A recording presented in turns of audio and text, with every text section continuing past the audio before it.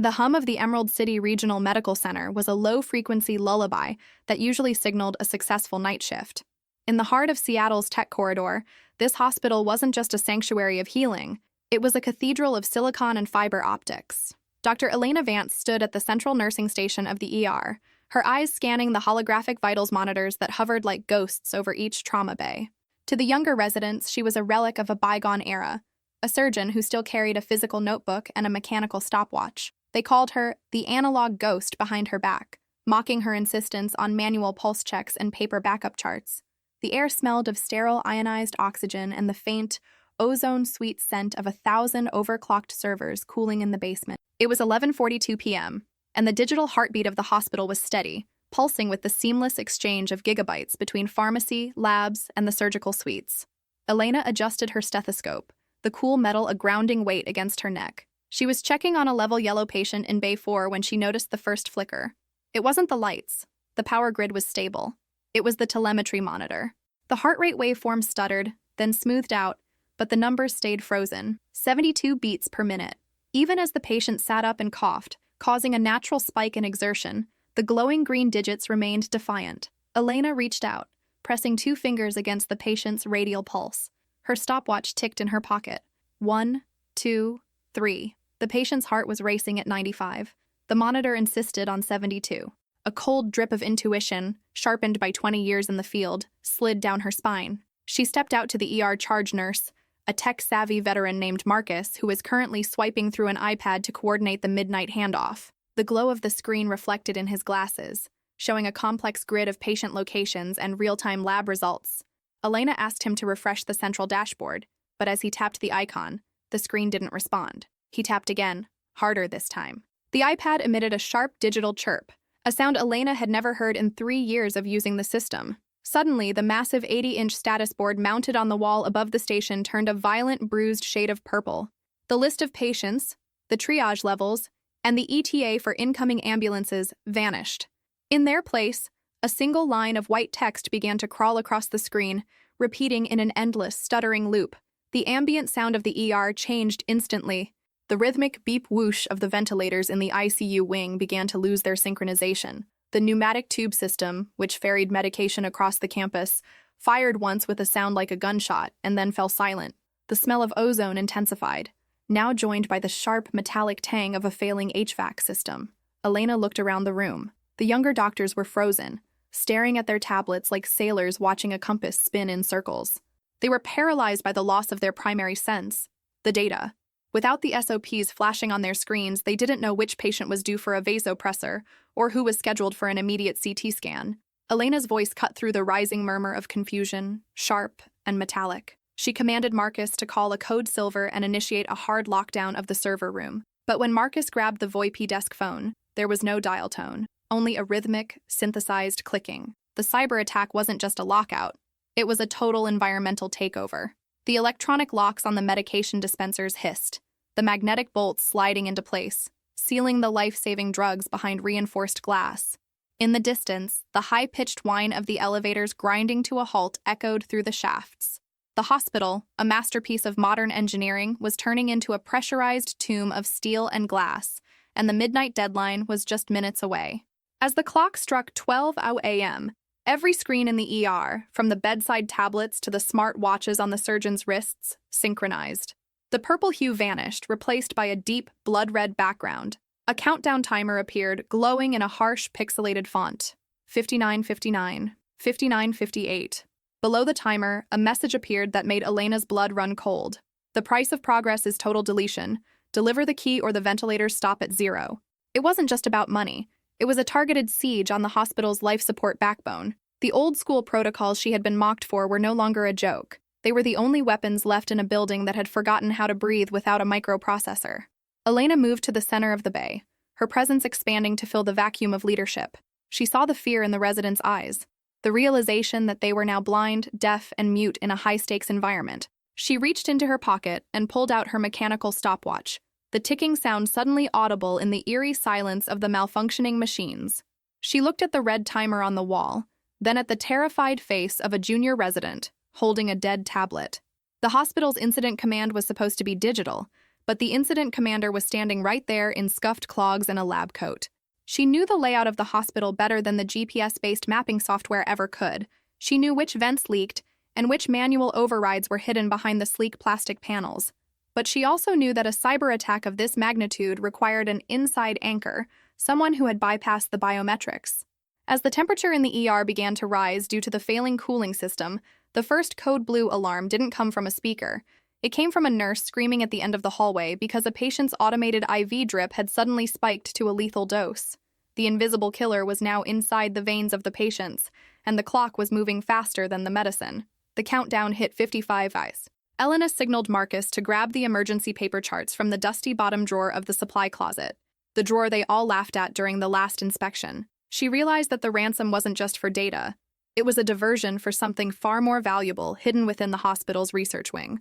The hum of the building had changed from a lullaby to a low, predatory growl, and the lights began to strobe in a rhythmic pattern that felt like a countdown in a language she was only beginning to translate. The first ambulance of the night pulled up to the bay, its sirens wailing in a distorted, broken pitch. The doors didn't open automatically. The paramedics were pounding on the glass from the outside, their faces pale under the flickering red emergency lights. Elena grabbed a manual fire axe from the wall, the weight familiar and honest. She looked at the digital clock one last time before swinging. The siege had begun, and the analog ghost was the only one who knew the way through the dark. The heavy glass of the ER entrance didn't shatter. It groaned under the pressure of the locked electromagnetic seals, vibrating as if the building itself were trying to scream. The sound of the axe against the door frame echoed through the ER like a war gong. To the newly minted residents, that metallic clang was a sacrilege in an environment of surgical precision. But to Elena, it was the sound of reality. The tempered glass of the automatic doors, now turned into impassable barricades by the security software failure, barely vibrated. The electromagnetic locking system was receiving a continuous charge from the emergency grid, keeping the entrance sealed shut. Outside, a paramedic pounded on the glass with his fist, pointing toward an ambulance where emergency lights spun frantically. Through lip reading, Elena caught the panic. Head trauma. Imminent arrest. The $1.2 billion hospital was now a fortress turned against itself. The smell of heated plastic began to waft from the ventilation ducts. The servers, forced to process infinite loops of the invasive code, were overheating. Elena dropped the axe and ran to the manual control panel hidden behind an acrylic plate. Using the tip of her trauma shears, she forced the cover open. Her fingers, trained in thousands of sutures, found the small bypass lever that the digital SOP, standard operating procedure, claimed was unnecessary. With a sharp tug, the sound of air suction ceased, and the doors slid heavily to the side. The Seattle night chill invaded the atrium, mixing the scent of rain and asphalt with the hospital's antiseptic odor. The ambulance crew rushed in, pushing the stretcher manually since its electric motor also seemed to have short-circuited. "Our triage tablets died 2 blocks from here," the paramedic shouted, breathless. "We couldn't transmit the ECG. He's unstable. Bradycardic." Elena didn't wait for a data connection that wasn't coming. She positioned herself at the head of the stretcher, her hands feeling the patient's skin temperature, her eyes observing pupil dilation without the aid of an infrared scanner. "Level red, manual triage now," Elena ordered, her voice projecting above the chaos. She looked at Dr. Aris, a prodigy resident standing with his hands up, staring at a vitals monitor that now showed only a red padlock symbol. "Aris, forget the screen. I want a central venous access, and I want you to count the respiratory rate on your watch. Now." Aris blinked, confused. He had never administered a resuscitation without the digital timer guide the system usually projected onto the wall. Tech dependency was a muscle atrophy that Elena now had to heal by force. At the hospital's central command, the incident command should have been managed by an IT team and administration. However, internal VoIP communications were dead. The silence of the loudspeakers, which normally announced medical codes, was the most terrifying part. The hospital was blind to its own extremities. Elena knew that without the bed management system, the hospital didn't know how many patients were in the ICU, who was in surgery, or who was about to die in the waiting room due to a lack of monitoring. The ransomware counter on the wall now read 5124. She felt a vibration in the floor. It wasn't an earthquake. It was the elevators. 3 of them were stuck between floors, and the intercom system emitted only static hiss. Elena knew there were patients inside, perhaps a pregnant woman on her way to OB or a patient in immediate post-op. The temperature in the ER rose another 2 degrees. Sweat began to stick the paper gowns to the nurses' bodies. The air was becoming heavy, less filtered. The invisible villain wasn't just asking for money, it was suffocating the building. "Marcus," Elena called the charge nurse, who was desperately trying to resuscitate a desktop computer. "Forget that. We need runners. Take 4 interns. They're going to be our data cables. 1 for pharmacy, 1 for the blood bank, 1 for radiology, and 1 for the roof to see if the backup generator is being sabotaged too. No messages, no apps, paper and pen. If it isn't written on paper, it didn't happen." The resistance was immediate. "Doctor, the cybersecurity protocol says to stay put and wait for the reboot," one of the residents began. Elena approached him, her height difference compensated by the intensity of her gaze. "The protocol died at midnight," she said, her voice low and dangerous. "Right now, we are a 1950s field hospital. If you want your patients to survive the next hour, you're going to use your legs and your lungs. The system is not coming back." As she spoke, a red light began to flash in the isolation wing. The negative pressure doors, designed to contain pathogens, were opening on their own. The ventilation system, instead of sucking air in, was beginning to blow it out of the wing. The risk of cross-contamination was now real and immediate. Elena felt the weight of the secret she kept regarding Emerald City's infrastructure. She had helped design the mechanical redundancy system years ago, before the administration deemed it obsolete, and covered the manual valves with decorative panels. She knew there was a way to isolate the hospital core, but it would require someone to cross the basement, where the servers were melting and where the fire suppression system, based on halon gas, could be triggered by error at any moment. Suddenly, a sharp pressure alarm went off from the ceiling. One of the surgical vacuum pipes burst, spraying a mist of cold condensation over the team. Amidst the fog, Elena saw a bulky figure at the end of the hallway, near the server access door. It wasn't an employee.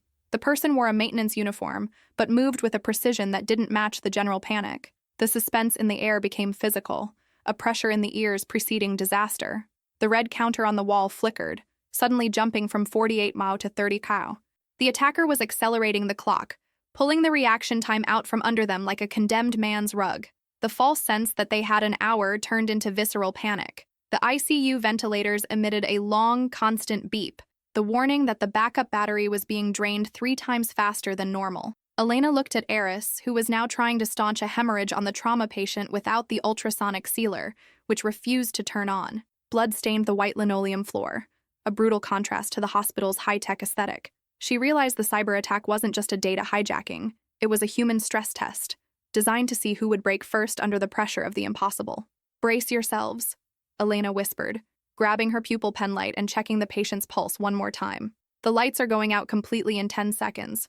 The silence that followed her sentence was broken only by the rhythmic, heavy sound of metal, dilating under the heat of the machine rooms. The darkness that followed wasn't the soft, expectant dimming of a theater. It was a heavy, suffocating weight that seemed to swallow the very oxygen in the ER. When the primary power grid buckled under the surge of the ransomware's localized overload, the transition to emergency power should have been instantaneous. It wasn't. The smart transfer switches, designed to prioritize high-yield areas, were caught in a logic loop. For 12 agonizing seconds, the Emerald City Regional Medical Center became a void. The only light came from the red glow of the countdown timer, which seemed to possess its own malevolent power source, and the tiny, flickering screens of smartphones that nurses frantically pulled from their pockets. The sensory shift was violent. The hum of the HVAC vanished, replaced by the sound of 150 people holding their breath. Then, the screaming started, not from the patients, but from the automated alarms of equipment that had lost its tether to the central server. The smell of ozone was now joined by the scent of old dust being kicked up as the ventilation fans ground to a halt. Elena's flashlight clicked on, a sharp beam of LED white cutting through the gloom. She swept it across the trauma bay, finding Dr. Eris. The young resident was frozen, his hands hovering over the patient's open wound, his face pale and ghostly in the backscatter of her light. "Pressure, Eris! Don't you dare let go!" Elena commanded, her voice a steady anchor in the dark. She moved toward him, her footsteps echoing on the linoleum. "Use your hands. Feel the artery. If you can't see it, you find it by the pulse. That's what they didn't teach you in the simulation lab." She reached into the supply cart, which she had forced Marcus to stock with manual suture kits earlier that year despite the administration's complaints about inventory clutter, and handed Eris a needle driver. The tactile reality of the steel seemed to wake him up. Around them, the ER was a chaotic shadow play. Other doctors were trying to use their phone flashlights to check vitals, but the glare on the dead monitors made it impossible. The hospital's total connectivity had become a total blackout. "Marcus!" Elena shouted, her beam finding the charge nurse. Where's the manual crash cart? And I need the runner reports. Now! Marcus stumbled toward her, clutching a stack of paper forms. The runners returned from the ICU. It's bad, Elena. The ventilators are switching to internal batteries, but the software is glitching. They're delivering erratic tidal volumes. If we don't get them on manual bellows, we're going to have mass respiratory failure in 20 minutes. And the elevators? We've confirmed a surgical team is trapped in elevator 4 with a patient mid-transport. They're stuck between the 3rd and 4th floors. Elena's mind raced through the blueprints she had memorized years ago. The hospital was a vertical labyrinth, and with the elevators dead, the stairwells were the only arteries left. But the stairwells were controlled by electronic badges, the same badges that were currently being rejected by the encrypted security system. They were partitioned into silos, unable to move resources between floors. This wasn't just a cyber attack. It was a digital vivisection. The timer, Elena whispered, looking up at the wall. 24:12. The speed at which the clock was dropping suggested the attackers were skipping cycles. They weren't waiting for a ransom. They were accelerating toward a catastrophic failure point. She turned back to the trauma patient. Eris, finish that tie-off. Marcus, get the bolt cutters from the maintenance closet. We're going to break the mag locks on the north stairwell. We need to get a bucket brigade of oxygen tanks and manual bags up to the ICU. If the machines won't breathe for them, we will. As she spoke, a high-pitched, rhythmic thumping began to vibrate through the floorboards. It was coming from the direction of the MRI suite. Elena knew that sound. It was the quench alarm. If the cooling system for the massive superconducting magnets failed, the liquid helium would boil off into gas, potentially exploding or suffocating anyone in the basement. The invisible villain, the code, was now triggering physical destruction. Someone is directing this, Elena muttered to herself. She remembered the figure she'd seen in the hallway, the person in the maintenance uniform who didn't belong. The realization hit her like a physical blow. The ransomware wasn't the goal. It was the smokescreen. While they were all struggling to keep patients alive in the dark, someone was physically moving through the hospital's blind spots. The area is no longer monitored by the hijacked security cameras. She looked at her stopwatch. Every tick was a heartbeat lost. She felt a surge of adrenaline, the kind that only comes when the stakes are absolute. The mocking whispers of her colleagues about her old-school ways felt like a lifetime ago. Now they were all looking at her, their eyes reflecting her flashlight beam, waiting for the next order. She was no longer just a surgeon. She was the general of a ghost ship. "Listen up," she barked, her voice echoing into the hallways. "We are reverting to 1950s triage. Green tags to the lobby. Yellows stay here. Reds, come with me. We're turning the cafeteria into a secondary trauma bay because it has the only floor-to-ceiling windows for natural light once the sun comes up. But for now, we work by flashlight and instinct." She grabbed a manual blood pressure cuff and wrapped it around the trauma patient's arm. The rhythmic pump-pump-pump of the rubber bulb was the only honest sound in the room. As she listened to the Korotkov sounds through her stethoscope, she noticed something odd. The patient had a tattoo on his forearm, a series of coordinates and a specialized tech firm logo. This wasn't a random trauma victim. He was a high-level software engineer from the very firm that had designed the hospital's security architecture.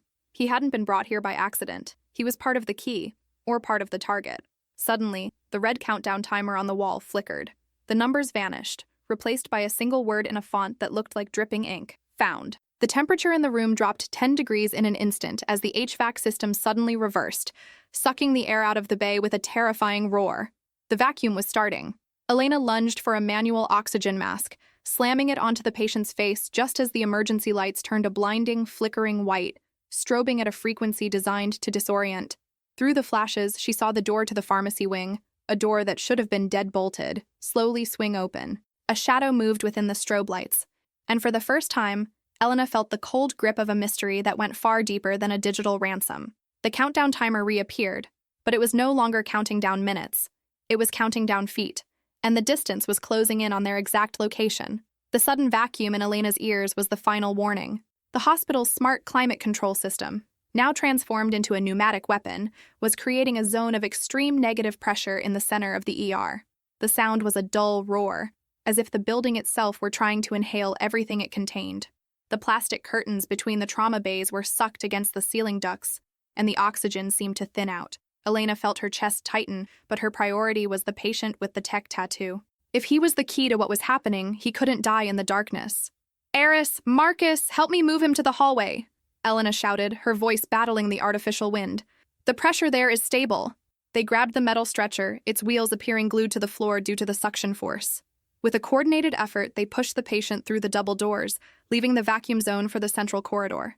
As soon as they crossed the threshold, the roar ceased as suddenly as it had begun. The silence that followed was broken only by the metallic sound of the wall timer, which now read 1915. Time was being devoured by a logic none of them understood. Elena looked back. The ER was plunged into a cold mist of condensation. But it wasn't the cold that chilled her. It was the sight of the pharmacy. Through the strobe lights still battering her eyes, she saw the silhouette she had glimpsed earlier. The figure was crouched by the main terminal of the Pyxis system, the automated dispenser for narcotics and high-vigilance medications. They weren't trying to steal morphine. They were inserting something. A small physical device with a pulsing blue light was connected to the terminal's maintenance port. "Hey! Who are you?" Elena yelled, letting go of the stretcher and racing toward the pharmacy. The figure stood up. Under the white flash of the emergency lights, Elena saw the face for a brief second. It was a young man in an Emerald City maintenance uniform, but his movements were too fluid, too trained. He didn't answer. Instead, he threw a small cylindrical object to the floor. A dense white gas began to expand instantly, manually activated dry chemical fire extinguishers. Elena coughed, covering her face with the collar of her lab coat. But by the time the powder settled, the figure had vanished into the network of service tunnels connecting the hospital to the basement. "Dr. Vance! The patient!" Eris screamed. Elena turned back to the stretcher. The tattooed engineer was having a tonic-clonic seizure. Without the monitors, Eris was trying to guess what was happening. Elena knelt, feeling the man's jaw. It was rigid. She looked at the tattoo on his arm again. The coordinates weren't geographic. They were Internet Protocol, IP addresses, and the company logo. It was Aegis Digital, the subcontractor that had installed the hospital's security system just 6 months ago. "He's not just a victim, Eris. He's the entry point," Elena murmured. She checked the patient's temperature with the back of her hand. He was burning with fever, malignant hyperthermia. He's been infected, not by a digital virus, but by something that simulated a systemic failure in his own body. This is biotechnology crossed with a network attack. The reality of what they were facing began to take shape in Elena's mind. The ransomware was the invisible villain, distracting the entire medical team, forcing them to fight broken machines and locked doors. Meanwhile, the human villain was physically in the building to ensure that patient zero died in the hospital, taking the secrets of Aegis Digital's vulnerability with him. "We need ice and dantrolene," Elena ordered. "But the pharmacy is electronically sealed and that man sabotaged the manual terminal."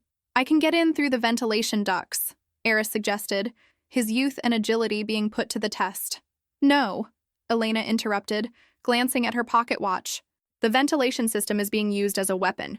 If you go in there and they activate the vacuum again, you'll be crushed.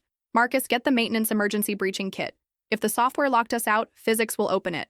As Marcus ran down the hall, the hospital lights began to change again. The ransomware red gave way to a cold, clinical blue. The wall timer jumped to 12. Time was running out. Through the atrium windows, Elena saw something that made her stop. The lights of Seattle, usually vibrant, were turning off block by block, converging toward the hospital. The attack wasn't just against Emerald City. The hospital was the epicenter of a digital blackout swallowing the city's infrastructure. "They're isolating us," she said to the void. "No one is coming to help. There will be no ambulances, no police. It's just us and this dying building." The smell of burning metal became unbearable. On the ceiling, the smoke detectors began to flash, but they made no sound. The halon gas suppression system in the basement was seconds away from activating. If the gas were released, anyone on the lower levels, including the IT team trying to save the server, would die of asphyxiation in seconds. Elena grabbed Marcus's handheld radio, which until now had emitted only static. She switched the frequency to the analog emergency channel, a band almost no one used anymore. "This is Dr. Elena Vance, Medical Command at Emerald City. If anyone is listening on emergency band 1956.8, the hospital is under physical and digital attack. I repeat, this is not just a virus. We have an intruder in the maintenance sector." The radio hissed. For a moment, there was only the sound of the wind outside. Then, a distorted but cold voice replied, "Dr. Vance, your paper notebook has no room for what happens next. Leave the patient aside and maybe the oxygen will return to the ICU. You have 10 minutes. The threat was direct. The command war had leveled up. They didn't want money. They wanted her to make a choice. The life of a man who held the key to the crime, or the lives of 50 patients on ventilators upstairs. Elena looked at Eris, who was holding the hand of the convulsing patient. Then she looked at the staircase leading to the machinery. Her resilience, forged in decades of emergency surgeries where every second counted, was at the breaking point. "Eris," she said, her voice low but firm as steel. "Prepare to perform a blind intubation.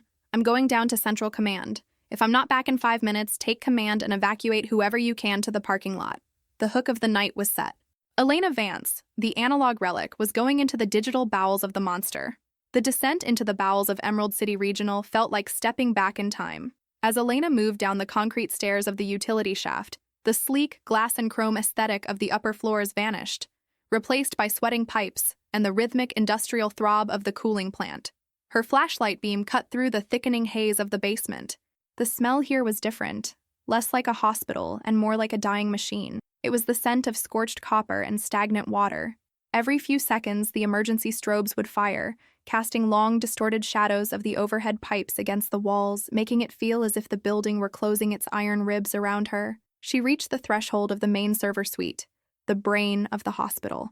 The heavy reinforced door, which usually required a biometric retinal scan, was standing wide open. The magnetic locks had been fried, the smell of burnt circuitry lingering in the air. Inside, the room was a chaotic symphony of failing hardware. The server racks, once glowing with steady blue status lights, were now a frantic sea of blinking amber. The heat was immense. Without the precision cooling system, the processors were melting their own solder. "Is anyone here?" Elena called out, her hand gripping the manual fire axe she'd brought from the ER. A groan came from behind the central console. Elena rushed over to find the hospital's IT director, Sarah Chen, slumped against a rack of blinking fiber optic cables. Sarah's forehead was gashed, blood matting her dark hair. They didn't want the data, Elena," Sarah rasped, clutching her side. The ransomware was just a brute force entry to get into the HVAC and the medication dispensers. It's a hardware kill script. They're trying to physically destroy the hospital's infrastructure so the audit trail vanishes.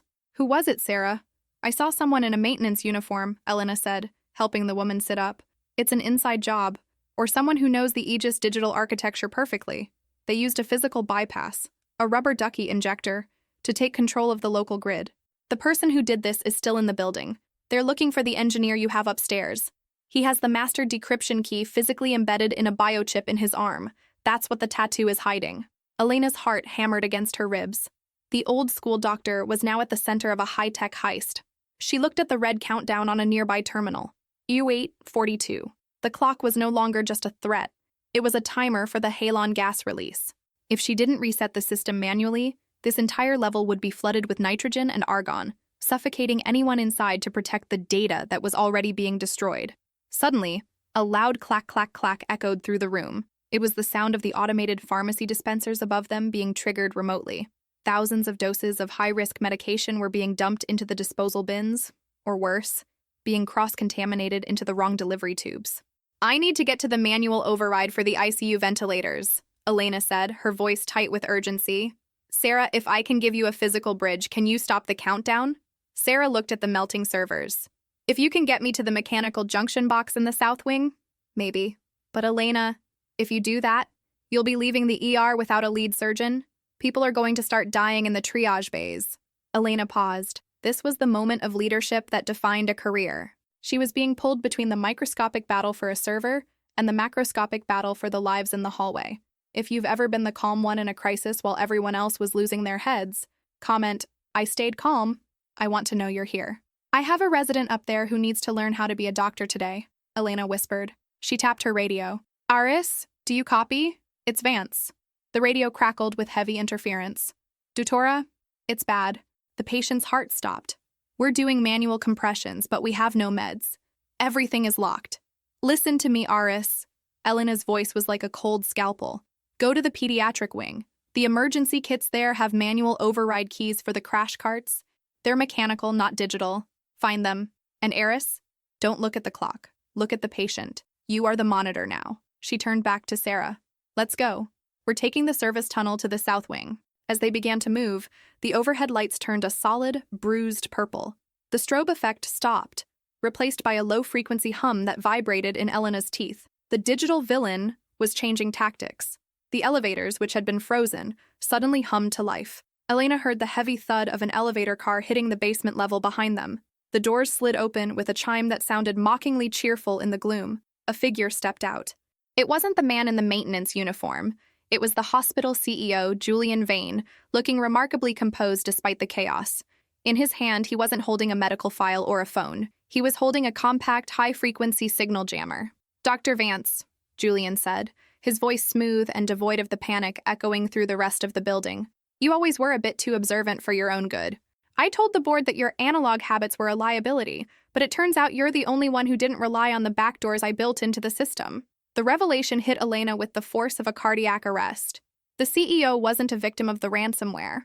He was the architect of the collapse. He was using the cyber attack to liquidate the hospital's liabilities, and perhaps its most expensive patients, before a massive insurance payout. "You're killing people, Julian," Elena said, stepping in front of the injured Sarah. "I'm optimizing a failing institution," Julian replied, glancing at his watch. "In 7 minutes, the halon gas will settle the accounts. The engineer upstairs was a loose end.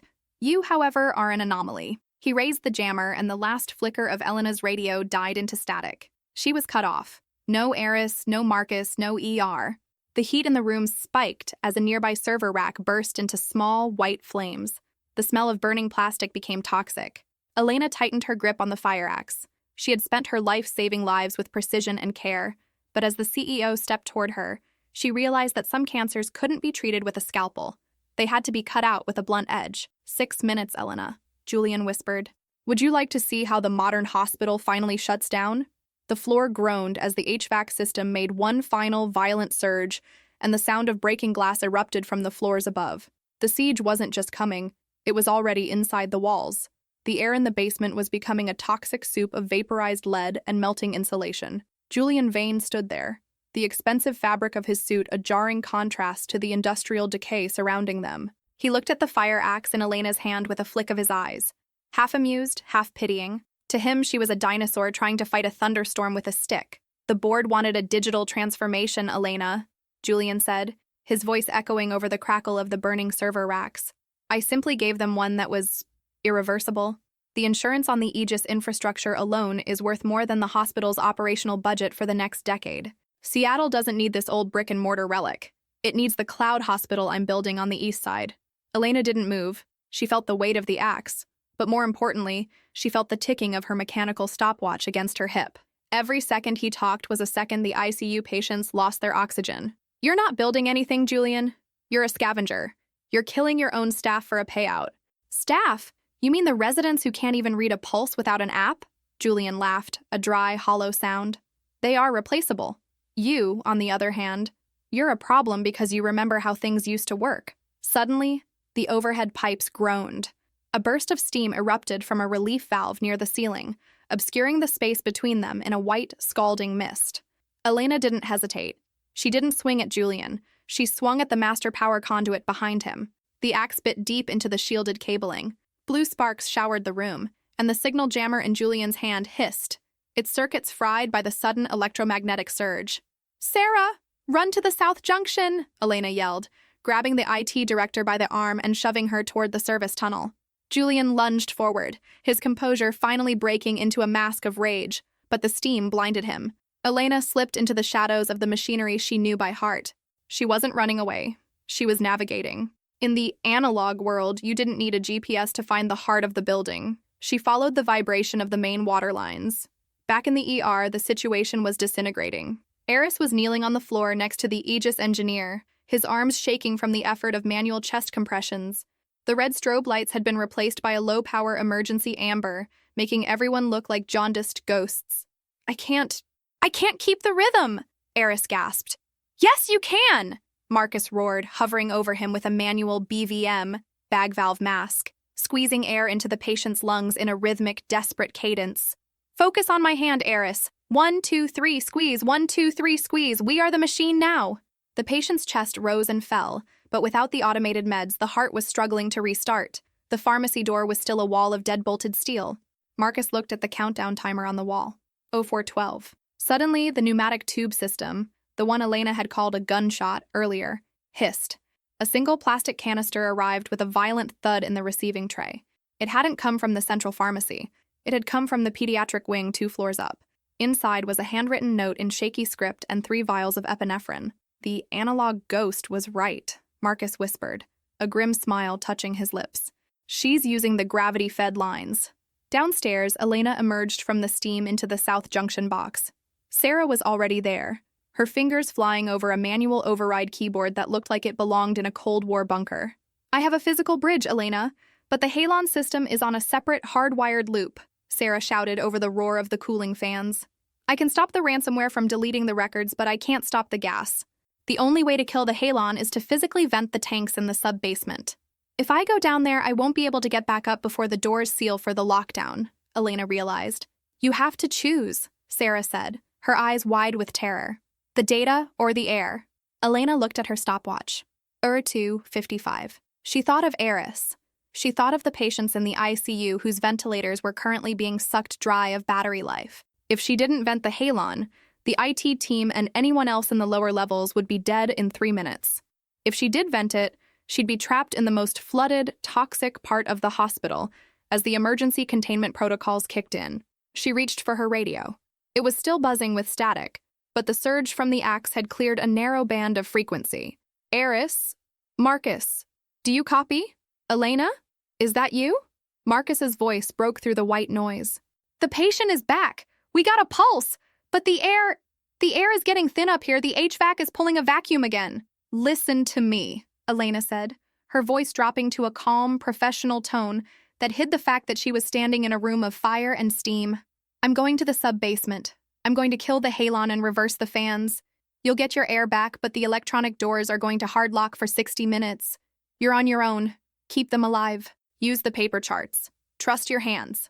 Elena, wait, Eris shouted. No time, she replied. She turned to Sarah.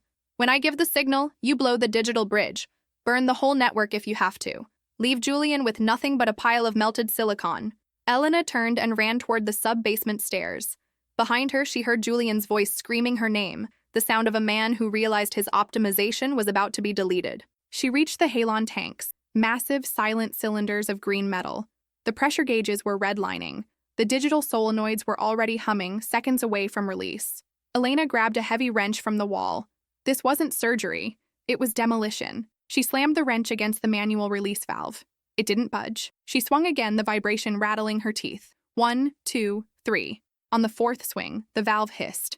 A cloud of freezing gas erupted, not into the vents, but into the room around her. The alarm for manual discharge began to wail, a physical mechanical bell that didn't need a server to ring. The countdown hit 0005. In the ER, the fan suddenly groaned and reversed. A blast of fresh, cool Seattle air surged through the vents. The vacuum stopped. The patients gasped. The digital villain was dead. But as the clock hit 0, the heavy steel shutters of the sub-basement slammed shut with a final, echoing thud, locking Dr. Elena Vance into the freezing dark. The darkness in the sub-basement was absolute, save for the rhythmic, dying pulse of a single orange strobe light reflected in the freezing mist of the halon gas. Elena leaned against the cold metal of the tanks, her lungs burning. The gas hadn't suffocated her, because she had vented it into the room rather than the ventilation shafts, but the temperature was plummeting. The analog ghost was now a prisoner of the very infrastructure she had saved. She fumbled for her flashlight, but the impact of the vault doors closing had knocked it from her hand. Instead, she reached for her pocket. Her fingers closed around her mechanical stopwatch. Tick, tick, tick. The sound was a heartbeat in the void. For the first time tonight, Elena allowed herself to breathe in the silence. But the silence didn't last. From the other side of the heavy steel shutters, she heard a frantic, muffled pounding. Elena! Elena, can you hear me? It was Sarah, her voice distorted by the thick metal. I'm here, Sarah, Elena shouted, her voice raspy. Is the bridge blown?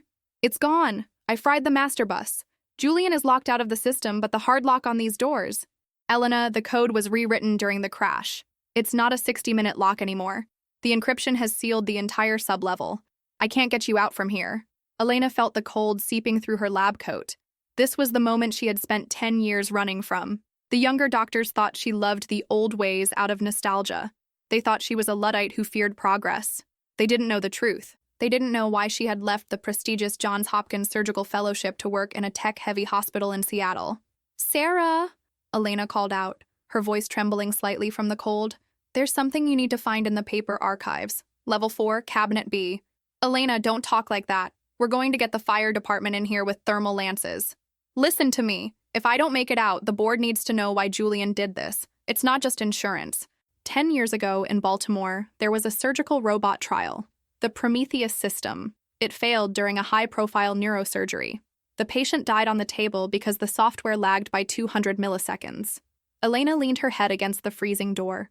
The secret she had buried was finally clawing its way out.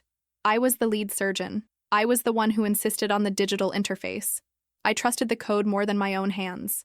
And when the system crashed, I didn't know how to finish the surgery manually. I stood there, paralyzed, watching the monitor while the man bled out.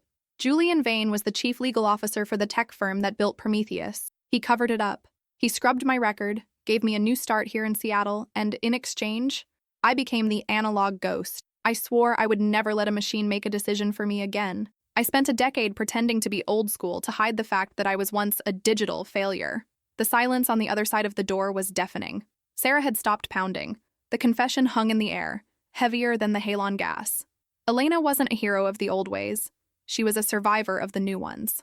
Suddenly, a new sound echoed in the sub-basement, not from the door, but from the service elevator shaft, a scraping of metal on metal. "Julian," Elena whispered, her hand finding the fire axe again. "He's gone, Elena," a voice whispered. It wasn't Sarah. It was a speaker in the wall, an old analog intercom that hadn't been disconnected. Julian fled when the fans reversed. He knew the police would be able to track the IP surge to his private office. But you're still a loose end. The voice was synthesized, distorted. The inside man, the figure in the maintenance uniform, wasn't just a henchman. He was the one who had been watching Elena all night. "Who are you?" Elena demanded, standing up and gripping the axe. "I'm the 200 milliseconds Dutora. I'm the son of the man who died in Baltimore. Julian paid for my education, my training, all so I could be here tonight to see you watch your hospital die in the dark." The floor beneath Elena's feet began to vibrate. The sub-basement wasn't just a storage room. It was directly above the main water intake for the hospital's fire suppression system. Through the darkness, she heard the sound of a motorized valve opening. He wasn't going to let her freeze. He was going to drown her. Water began to spray from the overhead pipes. Not a mist, but a torrent. The cold was now lethal. "You think you're analog, Dr. Vance?" The voice hissed through the intercom. "Let's see if you can swim in the dark." Elena's heart raced. She looked at her stopwatch. In the faint orange glow, she saw the water rising past her ankles. She had two choices: wait for a rescue that might never come, or use the one piece of obsolete knowledge she had kept to herself about the building's foundation. She didn't look for a door. She looked for the dead man's drain, a manual overflow built into the 1920s foundation that the modern hospital had been constructed upon. It was hidden beneath the central server rack, a place no digital sensor would ever check. "Eris! Marcus! If you can hear me on the emergency band..." Elena pulled the radio to her lips, praying the water hadn't shorted it. "Go to the Aegis engineer. Check the tattoo again. The coordinates aren't IPs. They're the manual release codes for the Foundation sluice gates. The hospital isn't a building. It's a dam. Tell them to open Gate 3. If you've ever been underestimated at work because you do things the hard way, comment, "I know who I am," because I know how much that hurts." Elena dove into the rising, freezing water, her hands searching the floor for the iron ring of the old drain. The water reached her waist, then her chest. She took one last breath of the cold, metallic air and submerged herself into the black. The water was a physical blow, a liquid ice that squeezed the air from Elena's lungs. Submerged in the pitch black of the sub-basement, she was no longer a surgeon or a general. She was a body fighting the most primal of forces. Her hands, numbed by the cold, clawed at the concrete floor. She felt the slick slime of algae and the sharp edges of rusted bolts. Just as her lungs began to scream for oxygen, her fingers hooked into something heavy, cold, and circular. The iron ring. She pulled with every ounce of strength she had left. It didn't move. The pressure of the water above her was pinning the drain cover down. She braced her feet against the base of a submerged server rack and hauled again. Her vision began to sparkle with the dim, dying lights of hypoxia. One last time. She twisted the ring, using the mechanical advantage she'd memorized from an old blueprint. With a muffled thud that vibrated through her entire skeleton, the seal broke. A violent vortex formed instantly. Elena was nearly sucked into the hole, but she clung to the server rack as the water level began to drop with a terrifying, gurgling roar. Upstairs in the ER, Marcus and Eris were huddled over the Aegis engineer. The man was conscious now, his eyes darting in terror as the hospital's lights flickered between amber and a sickly, dying green. Gate 3, Aris muttered, staring at the tattoo. He wasn't looking at it as a tech firm logo anymore. He was looking at it as a map. Marcus, the coordinates. They aren't for a server. They're for the old Seattle underground tunnels. The hospital is built over a creek bed. Elena's in the sub-basement. If that sluice opens, it'll create a vacuum, Marcus shouted. He grabbed the emergency radio. Elena, we found the code. It's 883 Alpha. But we have to input it at the mechanical station in the West Wing. I'm going. Eris, stay with the patient. Don't let anyone in this room. Marcus sprinted through the darkened hallways, his flashlight beam dancing over the faces of terrified patients and exhausted nurses. He reached the West Wing's maintenance closet, a room that had been bypassed by the hackers because it was too primitive to be networked. He found the iron wheel labeled Gate 3. It was locked with a heavy digital padlock. Marcus didn't have the key. He didn't have a code. He looked at the padlock and remembered Elena's voice. The physics will open it. He grabbed a heavy oxygen tank from a nearby rack and, using it as a battering ram, smashed it against the lock. Once. Twice. On the third hit, the digital casing shattered, exposing the manual pins. He shoved a screwdriver into the mechanism and turned the wheel with a guttural roar of effort. Down in the dark, Elena felt the shift in pressure. The water wasn't just draining, it was being pulled. The inside man on the intercom let out a distorted scream of frustration as his control over the flood vanished. You think this saves you? The voice crackled. The police are 5 minutes out. Julian is gone. I'm the only one left to witness your failure. Elena hauled herself out of the receding water, shivering violently, her skin a ghostly blue. She didn't head for the stairs. She headed for the service elevator's counterweight shaft. She knew the intruder was hiding in the machine room on the mezzanine, the only place with a dedicated, non-networked power line. She climbed the maintenance ladder, her movements slow and mechanical. Her old-school stamina, built over 20-hour shifts in the 90s, was all she had left. She reached the mezzanine and kicked open the door. There he was. The man in the maintenance uniform wasn't a giant. He was a thin, hollow-eyed man in his late 20s, surrounded by portable servers and a high-gain antenna. He looked up, his face pale with shock. He had expected Elena to be a corpse in the basement, not a drenched specter with a fire axe. My father trusted you, the man whispered, his hand trembling as he reached for a flare gun on the table. He died because you wanted to play with a new toy. Elena dropped the axe. She didn't move toward him with violence. She moved with the weight of the confession she had given to the door. He died because I was arrogant, she said, her voice steady despite the shivering. And you're killing 50 more people tonight for the same reason. You're using a new toy to settle an old debt. Look at the monitors, kid. Look at the ICU. She pointed to a small, flickering screen on his desk that showed the internal feed of the hospital. Those aren't data points. Those are people breathing because Eris and Marcus are using their own hands to pump air. If you trigger the final shutdown, you aren't killing me. You're becoming the thing you hate. The man looked at the screen. He saw the bucket brigade of nurses carrying oxygen tanks up the stairs. He saw Ares, a young doctor not much older than himself, refusing to leave a patient's side.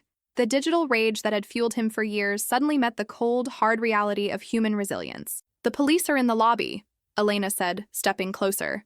Give me the master override. Let me turn the air back on for the children's wing. You can't bring your father back, but you can stop Julian from winning. The man stared at her for a long second. The flare gun wavered. Outside, the first blue and red lights of the Seattle PD began to reflect against the hospital's glass exterior. The siege was breaking, but the internal clock was at 0112. With a sob of frustration, the man slammed his fist into the enter key on his main laptop. It's not an override, he rasped. It's a wipe. It'll kill the ransomware, but it'll delete every medical record in this hospital, every history, every lab, every allergy. Do it, Elena said. We'll start over. On paper if we have to. The man clicked the final prompt. The red countdown on the walls didn't hit 0. It simply vanished. The bruised purple lights flickered and died, replaced by the warm, steady glow of the true emergency generators finally kicking in. The elevators chimed. The ventilators hissed as they returned to their steady, computerized rhythm. Elena slumped against the wall, the adrenaline finally leaving her body. She looked at her mechanical stopwatch. It was 12:59 a.m. The longest hour of her life was over. Part of the plan, the man whispered, looking at the door as the tactical team began to breach the mezzanine. Julian has a secondary server at his house. The records aren't gone. He still has them. Elena looked at him, a grim light in her eyes. He thinks he does. But Sarah Chen is currently uploading the Baltimore files to every major news outlet in the country. Julian Vane isn't going to his Eastside hospital. He's going to a cell. As the police stormed the room, Elena didn't stay to watch the arrest. She turned and walked toward the stairs. She had patients to check on. The analog ghost was dripping wet, freezing, and exhausted, but as she stepped back into the ER, she didn't look at the monitors. She walked straight to the Aegis engineer, put her fingers on his wrist, and smiled. "Strong pulse," she whispered. The immediate crisis had passed, but the hospital was a battlefield in the aftermath of a retreat. As the primary power stabilized, the Emerald City Regional Medical Center didn't wake up with a celebratory hum. It groaned back to life like a patient emerging from a deep, traumatic coma. The fluorescent lights flickered, casting a sterile, unrelenting glare on the chaos. Blood-stained floors, discarded manual resuscitation bags, and piles of handwritten notes scattered like confetti across the nursing station. Elena stood in the center of the ER, her wet lab coat replaced by a dry, oversized scrub top a nurse had handed her. She was shivering, but her hands were steady as she began the plan of war for the aftermath. The digital wipe had been successful. The ransomware was dead, but so was the hospital's memory. Every electronic health record, every allergy alert, and every scheduled surgery had been erased from the local terminals. "Listen up!" Elena's voice wasn't a shout, but it commanded a silence that even the returning hum of the machines couldn't break. The staff, exhausted and shell-shocked, looked toward her. "The machines are back, but the data is gone. We are operating on point-of-care logic. If the patient can tell you their name, write it on their arm in Sharpie. If they can't, we treat the symptoms in front of us. No one goes to surgery without a manual cross-match from the lab. Marcus, I want a physical count of every oxygen tank in this building. Now." She was implementing a war room strategy. In the corner of the room, she saw Dr. Eris sitting on a stool, his head in his hands. He was physically fine, but the weight of the last hour was visible in the slump of his shoulders. Elena walked over and placed a hand on his shoulder. "You held that rhythm for 40 minutes, Eris," she said quietly. "The monitors are back on now, but they didn't save that man. You did." Eris looked up, his eyes glassy. "I was terrified, Elena. When the lights went out and the machine started screaming, I realized I didn't know how to be a doctor without a screen telling me I was right." "That fear is the first day of your real education," she replied. "The screen is a tool, not a brain. Don't ever forget the feel of that pulse." The climax of the night's physical threat was over, but the fall of the villain was still in motion. Through the glass doors of the ER, Elena watched as Seattle PD escorted Julian Vane across the parking lot in handcuffs. He didn't look like a titan of industry anymore. He looked small, his expensive suit rumpled, his face a mask of impotent fury. He had gambled on the hospital's fragility, but he had lost to its resilience. However, the inside man, the son of the Baltimore victim, was still being questioned in the mezzanine. Elena knew that while Julian was the architect, the young man was the one who had actually held the scalpel tonight. She headed toward the administrative elevators, which were finally operational. She found Sarah Chen in the incident command room, her face lit by the blue glow of a single laptop that wasn't connected to the hospital's compromised network. Sarah looked up, a triumphant, weary smile on her lips.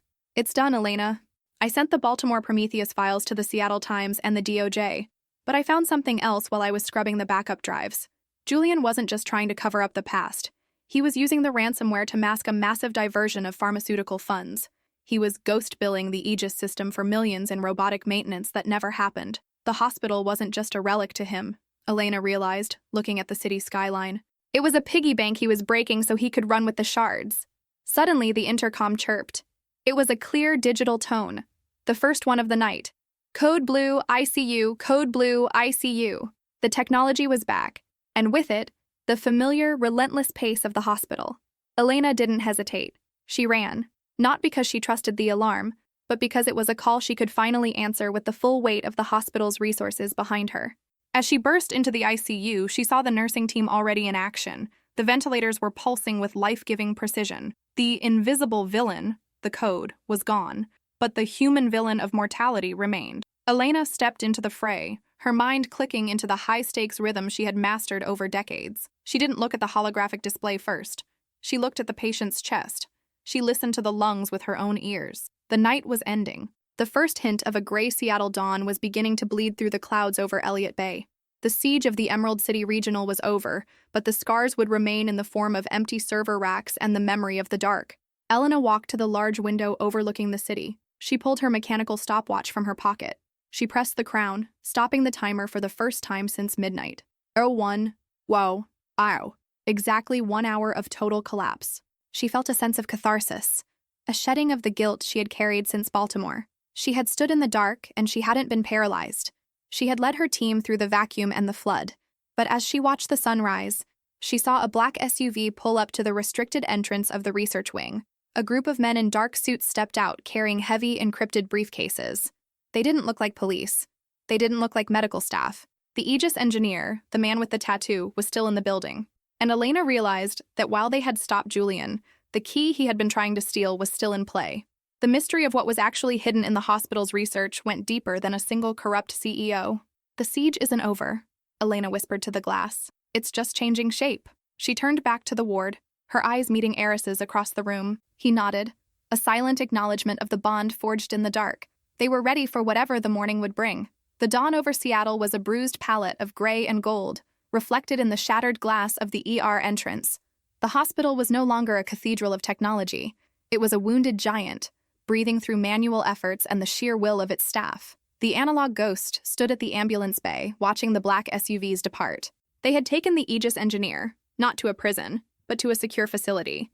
The key was gone, but the data Elena and Sarah had released was already a wildfire. By 6 a.m., the Prometheus scandal was the top headline globally. Julian Vane's cloud hospital had evaporated before the first brick was even laid. Inside the ER, the transition was quiet. The younger residents were moving differently now. They checked the monitors, but they also touched their patients.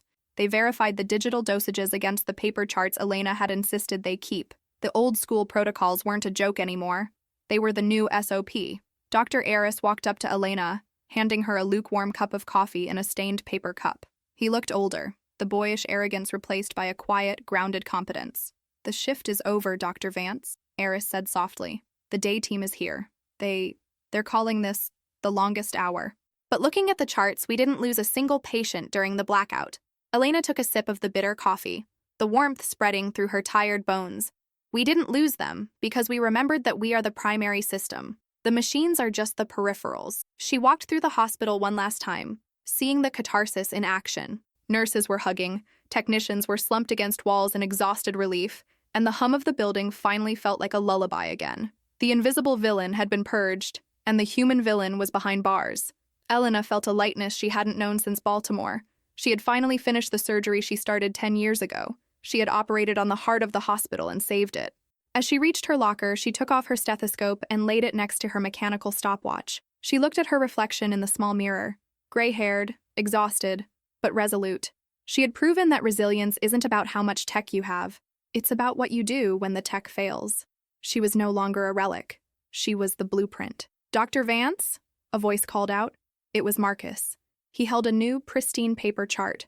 "We have a Nivel Green coming in. Ankle sprain. The system is still rebooting the billing software. How should we handle it?" Elena smiled, a genuine, tired smile. She grabbed her pen and her notebook. "We handle it the only way that matters. We talk to the patient, we use our hands, and we write it down. Let's go to work." The end. If you enjoyed this high-stakes medical thriller, don't forget to like and subscribe for more cinematic stories. Comment resilience below if you'd follow Dr. Edicide Vance into the dark and let me know what anchor event you want to see next.